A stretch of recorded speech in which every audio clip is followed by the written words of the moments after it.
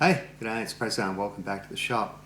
Now this is the final episode of ThreadExpress version 3, and in today's video I want to set this device up on the milling machine. I'll actually cut some threads with it, but before I do that I want to take you through some of the changes that have been made since the last episode, things that I've actually finished off, and then we'll talk about the drawing package, which is now available if anybody wants to get their own copies of the drawings. So let's have a closer look at ThreadExpress on the bench, and we'll have a look at the drawings, and then we're going to cut some threads. So the main difference between what you're seeing today and what you saw in the last episode is that I've done all of the anodizing of the aluminium parts. Now there weren't very many, there's just this little handle here, and there are two brackets that attach the digital scale to the stationary part of ThreadExpress. They've just been anodized in black, and there's another little plate that attaches the reed head to the side of ThreadExpress down here. Now it turns out that that was an incompatible grade of aluminium and it didn't dye very well. So when I started putting in the black dye, instead of going this really rich black, it's more of a sort of a charcoal grey colour, but you don't see very much of it, so I'm not worried about that. The only other parts that I anodised on ThreadExpress were these two bed plate guides. Now the bed plate and the bed plate guides are both made of 6061 aluminium. You can tell these are anodized by looking at the colour. So it's got this slightly greeny grey tint to it compared to this material here. And once it's anodized, it's got a different surface hardness to this stock here. And if you were to scratch that with a scriber or a point, you'd see it's got this very sort of like brittle coating on it. And that gives it better wear characteristics in this sliding mechanism here. So I didn't seal the aluminium after it was anodized, and that way it will absorb a film of oil and just makes it slide more readily and increases the life of the sliding components. So I think if you were building this from scratch, you're doing your own version, this is not mandatory. It's advisable if you can do it, or if you have it sent out and done by somebody else, but it certainly would work if you just use maybe, I don't know, like 6011 and 6061. Just use two different grades of aluminium and that might work. When I reassembled ThreadExpress, I did the best I could to polish up all of the aluminium parts that haven't been powder coated or anodized. A lot of the stock here came from suppliers that I found on eBay, and it was just sort of scrap offcuts, and a lot of it was dented and scratched when I got it. So I've just done the best I could to get that cleaned up and looking neat. Pretty happy with it. All the powder coating done has been done, of course, and I also made a little maker's plate to go on the top headstock cover. So I'll turn that around and show you that, because that's just my little bit of bling that I've added to this, and it was just a way of celebrating finishing off the build. So this is my personalised maker plate for ThreadExpress. Now there is an official logo for ThreadExpress, and this is not it. This is just one that I made up myself. And you'll notice that I've stamped the manufacturing date on it and also the serial number, which is 0001. And that's because this is the only version 3 of ThreadExpress in the world. Now we're hoping there's going to be a lot more, but this is the only version 3. So yeah, I get to put the serial number 1 on it, and everybody else can go from there. Now this is chemically etched in brass, and then it's been powder coated in a maroon, and it's got a clear top coat on it, so it should last a long time. But yeah, I like putting a little maker's plate on things that I build. I don't think it's finished until you've actually acknowledged that you made it and you've made it your own. So there it is. Okay, let's have a look at the drawings. Okay, these are my own workshop drawings. Now there are 41 sheets in this folder here, and these are all available for download. There are individual detail drawings, each individual part. There are assembly drawings which show how the major sub-assemblies go together. All of the parts are numbered and they're cross-referenced on the assembly drawings. So it's a lot of work creating these drawings here, but I wanted to be sure that they were actually correct. And believe me, there's been a lot of edits on these drawings in order to make sure I didn't miss something. Now, inevitably, there are going to be things that people might be confused about. If that happens, please let Cliff know, and I can sort of update the drawings. These are all marked as edition 1, and if we have to do a second edition, we'll do that.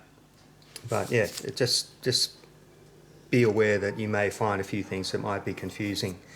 For me, it's easy. Like, I know these drawings like the back of my hand now, and I don't have a problem with it, but somebody who's coming in fresh and starting from scratch may find things that, you know, don't seem to make sense. Now, the other thing is they're all metric. We did consider doing dual dimensions on these drawings, but it would mean that the drawings would become very messy and very crowded, and it would just become more confusing. So yeah, my North American friends are just going to have to get out their calculator and work out the imperial units. But yeah, just work in metric if you can. It's a sensible thing to do. All right, now, how do you get the drawings? You can go to Cliff Hall's website. There is a link in the description of this video. You'll find a download section on ThreadExpress. You can download all of these drawings as A3 PDF sheets. I would recommend that you get them printed on A3 paper, and that way you can scale off the drawings if you really want to do that. And there are also, on that download page, there are other resources. So there's a ThreadExpress manual which explains how ThreadExpress operates and how to set it up and so on. There's also a couple of spreadsheets there. There's one that allows you to work out the pitch scale dimensions for ThreadExpress. There's another one which has all of the resources that you need to purchase if you want to go that way. So I put website links for the parts that I bought on AliExpress and eBay. There's also a folder of DXF files that allow you to do the sheet metal patterns, and a few other things as well. I think there's a gallery of photos of the build that I did. So all of that's there, and the model that Cliff will be using for purchasing these drawings is that Buy Me a Coffee link that you can use on YouTube. So when you decide you want to take your own copies of these drawings here, use that Buy Me a Coffee link. You can determine how much you think the drawings are worth, pay what you think you can afford and what you think the drawings are worth. And once you get your own digital copy, please don't share the drawings. Use them yourself, encourage other people to go and get their own copies, but I'd hate to see all of this work just get sort of posted on a website or a forum somewhere so people can just take their own copy without acknowledging the intellectual property that Cliff owns and also the work that went into these drawings. Now, just to be clear, I don't make any money out of this at all. That's not why I started the project. My job was to make version 3 of ThreadExpress and verify that it worked, and also to create the drawings which I then give back to Cliff Hall. So my job's done now, and I have no financial interest in the project from this point forward. But I'm asking people who take their own copies of the drawings to be fair and pay for what you take, and like I say, encourage other people to do the same. All right, so there's the drawings, yeah, all done, and hopefully there are no errors or omissions, but I can't be 100% sure about that, and we do offer a disclaimer in the ThreadExpress manual saying that the drawings are sold without warranty, but I'll do my best to fix anything that people find that might be an issue or a problem. Okay, let's go and put ThreadExpress on the mill now, and I'll show you how to set it up, and we'll cut a couple of threads. Okay, we're going to take this over now. We're going to fit it to the mounting plate that's already bolted to the mill table on the Bridgeport. Now, it's not really heavy. You just got to be a little bit careful how you pick it up. And when we take it over, we've got to put this 10mm stud through a hole in the mounting plate, and it just slides in, and then it will hold there while we get 2 socket head cap screws into these threaded holes, and that actually bolts it in place and allows you to set it over to the correct helix angle. Now let's take it over.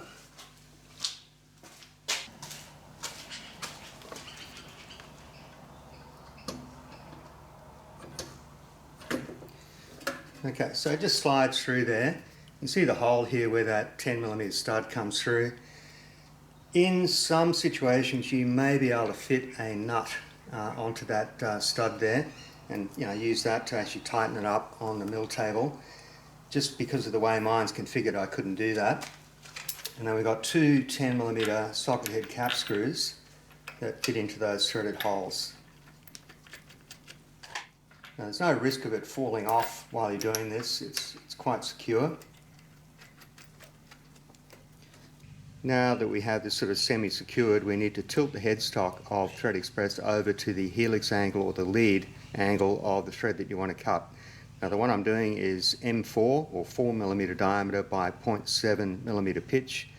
You can look up the helix angle in some of the engineering books, or there are some online calculators. That's what I used, or you can calculate it directly.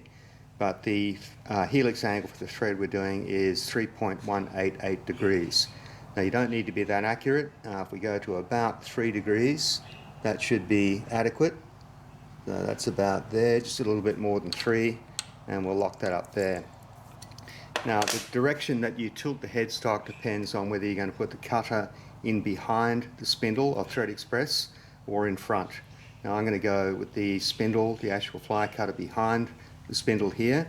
So I've got to tilt the headstock over toward the left, looking from the operator's position. But if you want to put the fly cutter in front, then you go the other way.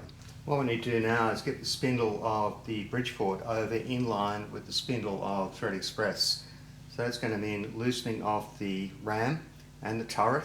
We're going to spin the turret around to around about 45 degrees, and then we can move the ram in or out depending on where we want to place the fly cutter. So let's see if we can do that.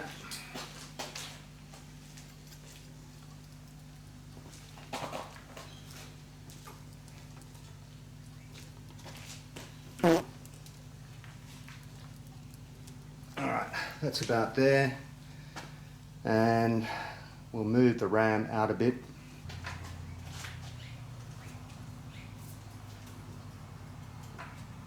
Okay, that's pretty good. Don't forget you can also move the table of the mill in both the X and the Y direction to do the final positioning of the fly cutter. Now before we set up the milling machine, we need to talk about the tooling that we'll be using. Now this is one that I made in the previous video. So this is a fly cutter with a 6mm high-speed steel threading tool in it, 60-degree angle for metric and American threads. And this one here has got a much more improved grind than the one that I actually did in the video. So this is the one that I made in the previous video, and it's actually back to front, so you have to use this one with the spindle running in reverse. And when I made it, Cliff Halls got in touch with me and said, yeah, you messed that up, and he sent me a sketch of what I should have done. And this one here is made according to the sketch that he sent me. So this can operate with the mill spindle running in a conventional clockwise direction. So this is far better for people who don't have a milling machine where you can reverse the spindle. And when I made the drawings, this has been detailed in the drawing set. So if you're looking to make a fly cutter, check the drawing for this. Now this is 6mm diameter. Cliff Halls suggests that 5 or 4mm would be better, and solid carbide is preferable. But I'll give this one a try. I think it'll be fine. You'll also notice that I've relieved the point on this one here, so I ground a flat, and this allows you to get up right up close to a shoulder. Now this one here is solid carbide 4mm diameter cutter. Again, 60-degree point, and the shank on this one's only 12mm, but this would be really good for doing the little tiny 4mm thread that I want to cut in this video. So yeah, I think solid carbide allows you to run the fly cutter at a much higher RPM, and you get a sort of a flywheeling effect with it, which lessens the amount of chatter that you get. Now for internal threads, I believe you can use this style of solid carbide boring bar. This is actually a 60-degree point threading tool for doing internal threads, but you can imagine that spinning around on the inside of a nut or a bush or some kind, and that would allow you to cut the internal thread. I have actually ordered a proper CNC style internal thread milling tool, a couple of them actually, and when they turn up, you'll be able to try them out, but I believe this would work. Can't see any reason why I wouldn't, so later on I might give this one a try as well.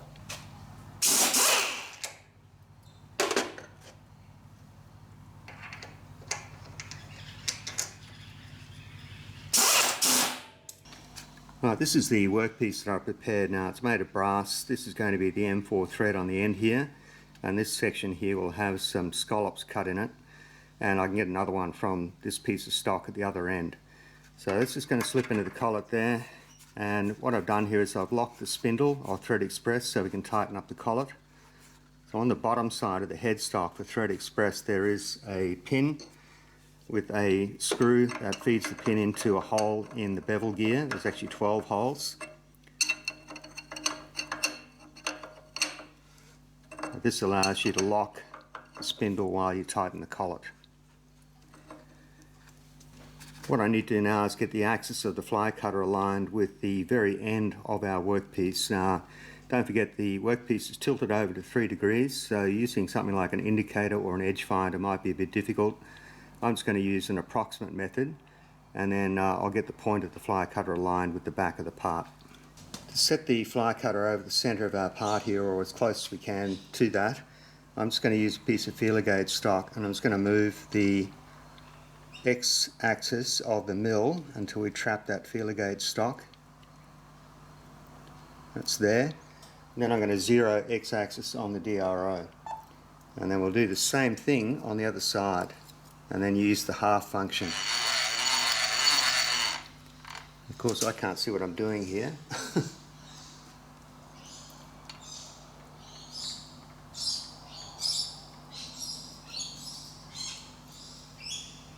Okay, that's got the feeler gauge stock trapped there.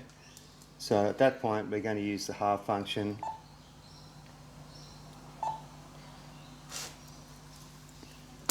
And then we can come back, and that should be fairly close to center. That's it there. Now it doesn't have to be absolutely spot on. You know, if you're a couple of hundredths millimeter out either way, it doesn't really matter. But what we need to do now is get the tip of the fly cutter, the actual point, right up against the back side of the stock here.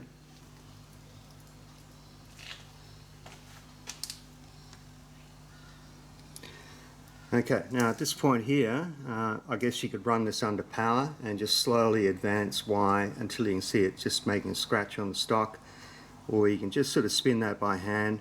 But this being a solid carbide cutter, the chances of blowing the tip off that are fairly high, even in brass. But I'll give it a go. I don't really want to resharpen it. Of course, it's really awkward with the camera in the way and I can't see what I'm doing. But that's what I'm going to try to do. I'll move the camera out of the way and get it right, then I'll bring you back. Okay, I think I've got that. The cutting edge is just scuffing that surface there. So I've set the DRO to 0 in that position in Y. And you can use the DRO to get the feed or the depth of cut very, very close to what you need. So for a 0.7mm pitch, the depth of cut for the M4 thread should be around about 0.3 of a millimeter. So I'm going to go to that depth, and then I'll try the nut on there, and then you sort of do clean up passes until the nut's a nice smooth fit on the thread without any sort of shake or any slop. The other thing I've done here is I've wound the part all the way up until I reckon the fly cutter is just about to touch the shoulder at the bottom there. And at that point I've set the digital scale on ThreadExpress to 0. So let me show you down here. So there's our digital scale. I just zeroed out at that position because when the fly cutter's spinning, it's really hard to tell when you're getting close to that shoulder. Being able to see the digital readout here allows you to approach that point each time and stop exactly at 0. The other thing I've done here is I've put a little laser cut plate on the side of the headstock here, just to remind me when I go to make the cut which way I have to turn this hand wheel. So it's sort of counterintuitive. You turn counterclockwise to actually engage the cutter and start cutting the thread, and then to lower the part down you have to turn the handle clockwise. So it's just a little visual reminder to me. Okay, I think I'm ready to go. Now this part that I need to cut the thread on is 9mm long. So I've lowered the headstock by about 9.8mm so that when I start the fly cutter spinning, it won't actually be touching the workpiece. And then as we advance the headstock of ThreadExpress up, it will move by 0.7 of a millimeter per revolution of the part. And then we can cut down to 0 and then disengage the cutter and then start that process again if we need to. Now, just before I start here, let me tell you that the chance of me cocking this up are fairly high. Now, I don't have a lot of experience using this, and it's taken a while to get used to the workflow. I've only actually cut 3 threads with it so far, and they were bigger threads where it was really easy to see what you were doing. It's probably stupid starting on something this small, but we'll see how it goes. Probably better to have a bit of a challenge rather than start with something easy.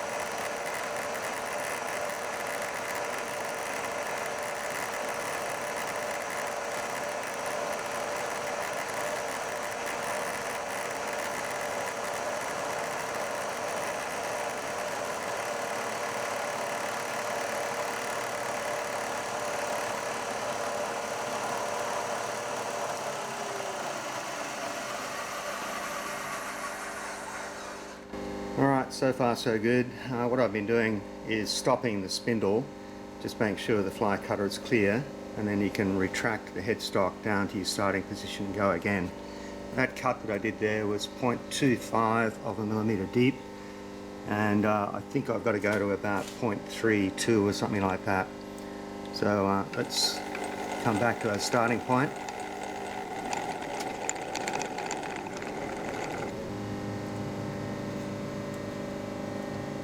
So this is my 4mm nut here, and it's sort of going on. So we'll go to 0.3, we'll try it again.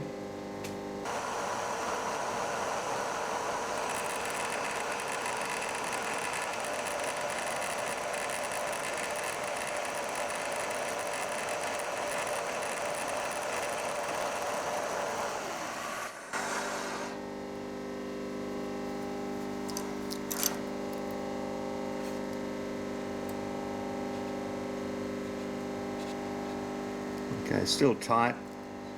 We'll go to 0.35.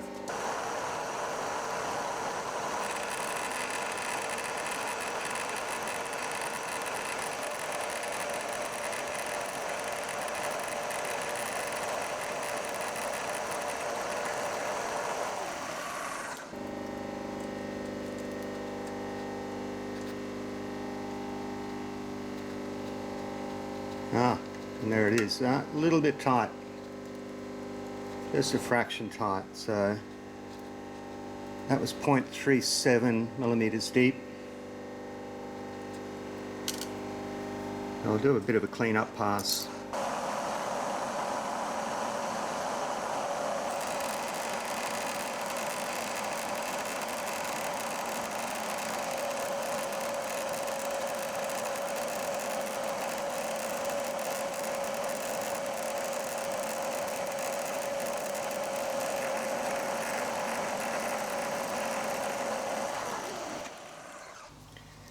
Alright, at the end there I just went a little bit further so we got a nice clean end on that thread.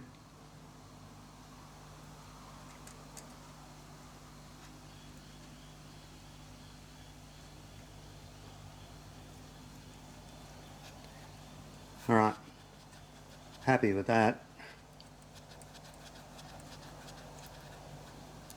Now of course I can't go right to the shoulder. Maybe I could have gone further. Just not willing to try it with the camera running.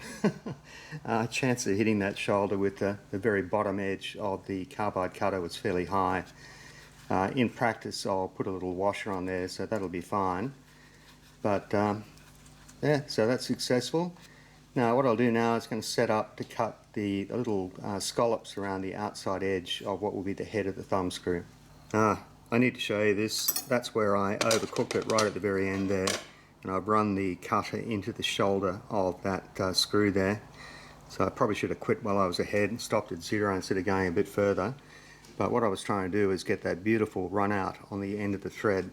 Now here's one I did yesterday. This is a 6mm thread, and I don't know if you can see that, but you get that perfect run out, which is really hard to do any other way. So maybe if you're like a rock star machinist you could do it on the lathe, but I've never been able to. But that's what I was trying to achieve there, and I just overcooked it. Never mind. I've returned the ThreadExpress headstock back to the 0° position here, and I've indicated my part so that I've got the spindle of the Bridgeport directly over the center of the axis there.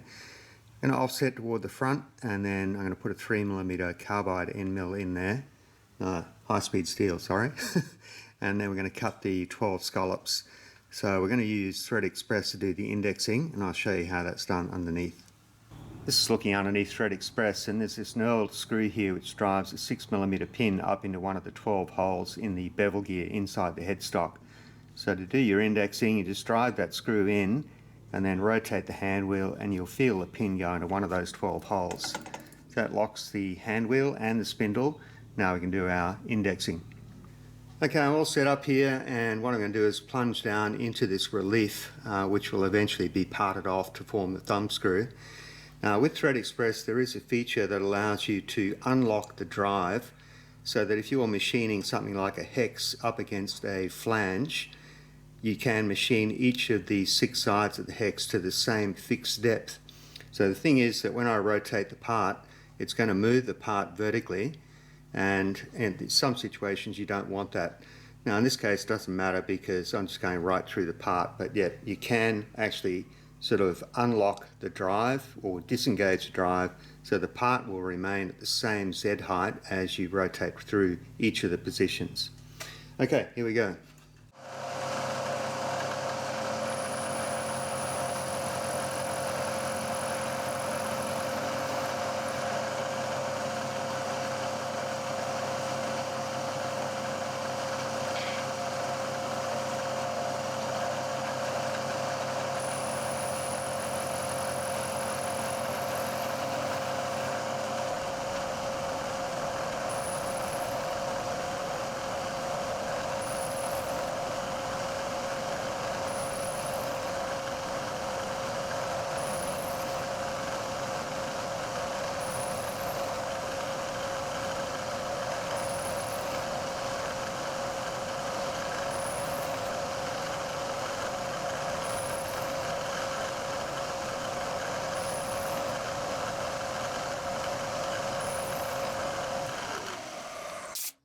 Okay, that's done. I'm going to go and part this off. I'll clean up the very end of the thumb screw and show you up close.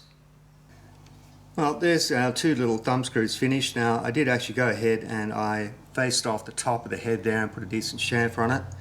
And I'm really happy with the way these have turned out. But you're probably sitting there and thinking, you know what, I could do all of that in about a quarter of the time it took you just on my little Chinese mini lathe. And you would be able to cut the thread, you'd be able to do everything else apart from maybe cutting the scallops in the head of the screw. I did see Joe Piezinski do a technique where he used the lathe like a shaper and just broach those grooves, and that would work on a Chinese mini lathe. But at the end of the day, this was an exercise in just seeing what you could do with ThreadExpress on a small scale. Now I did go ahead and I made one of these in steel. This is a little bit more difficult. The actual cutting of the scallops were a little bit harder. There was a bit of chatter there, but it turned out okay, and this was some scrap bin steel. I'm not even sure what it was. But you'd also probably say, well, I can just cut that thread with a button die, and that would work. And yes, that's how I would have done it before I had ThreadExpress. But here's the thing. Now, here are 2 taps. Now this one here is a number 1 BA tap, that's British Association. This is a number 2 BA tap. Now these have got a really weird thread form. They're 47.5 degrees thread angle. The 1 BA tap has a TPI of 28.2. The 2 BA tap is 31.4 threads per inch. Now, how do you cut that on a lathe? How do you single point that? Because most lathes are not going to have those sorts of threads per inch using any sort of change gears or gearbox that you've got. But ThreadExpress can do that because you can grind the tool to whatever thread angle you want, and you can set it up to cut whatever pitch you want. So it would be perfectly feasible to cut those threads using ThreadExpress. So that's just part of the versatility of what ThreadExpress can do. Now, I did go ahead and I cut a this is M12. Now M12 on my lathe cannot be done with the gears that came with the lathe.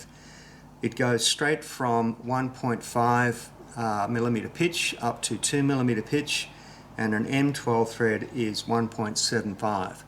So once again, this is a thread that I can't single point. You could do it with a button die, but it's pretty tough, especially in steel, trying to cut that thread just using a hand-powered button die. But yeah, ThreadExpress did this really well, and of course you always get that beautiful, sexy thread run out right at the end there, which is part of the attraction of ThreadExpress. So there you go, that's just a little bit about why I built ThreadExpress and why I think it's going to be a versatile and handy tool.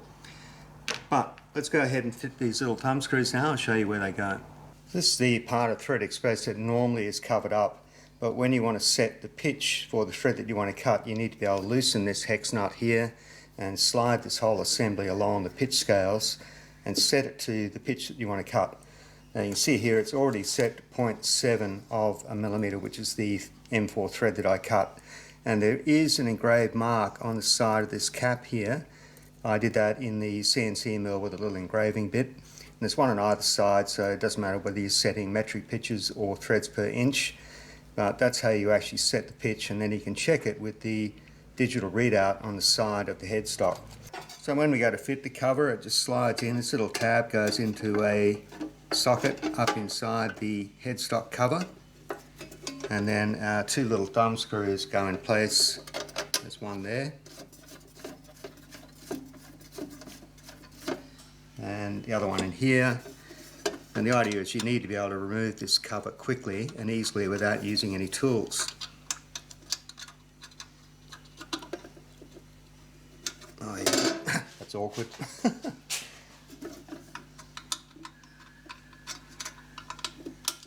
It's amazing how you can make any simple task look complicated and cack-handed when you've got a camera on you. Alright, that goes in there. So it cover's now in place, and you could use this on the milling machine, and then if you want to change the pitch, undo those two screws, take the cover off, do whatever you need to do, and it goes back on again. Okay, let's wind up. Well, that's it guys, you've made it through to the end of episode 14 of ThreadExpress. Now, I know it's been a long haul. It's quite a complex machine. There are a lot of skills required to build this, but I think it's still within the range of capability of the average home shop machinist. Some parts require a bit more care than others, but at the end of the day, it's just a lot of parts. Now, I'm very conscious of the fact that I haven't shown you a lot of the capability of ThreadExpress. Now, all I can do there is direct you to Cliff Halls YouTube channel. He's got a lot more videos and he has a lot more practice at using it than I have. And I didn't want to sit down today and try and show you a lot of technique and probably not do it very well. It's simply because I don't have the experience using it. But you will see ThreadExpress being used in future videos and other projects that I'll be working on. So by that time I will have learned a lot more about it and be able to use it more confidently. Now, speaking of future episodes, what's coming up? Well, I'm going to be working on the Douglas Shaper. Yeah, that's right. It's been sitting in the corner over there feeling neglected and lonely. It is actually running and I have cut metal with it, but what I want to do is to make two cast handles for the machine, or spanners. So there'll be a cast aluminium one and a cast brass one. So that's going to be next. We're going to do some metal casting. And then I want to move on to an episode on rust prevention in the workshop. Now, rust is a constant battle for me here in my workshop, and that's partly due to the climate, which is a subtropical climate, but also this workshop is not very well insulated and it's not very well sealed. So constantly having this issue with tools going rusty, and I've come across two techniques, or a technique and a product, which I think will help you. So we'll have a look at that in a future episode as well. Now I'm going to leave you with some wildlife and some nature, as I normally do. Don't forget that all of the income from this channel goes to a local wildlife charity. They're very happy to receive the income that I donate to them on your behalf. So thank you for supporting the channel, and just know that that money goes to an excellent cause. Alright, that's it. I'm going to leave you here now. Thank you very much for watching today, and see you next time. It's Prezzo signing out. Cheers.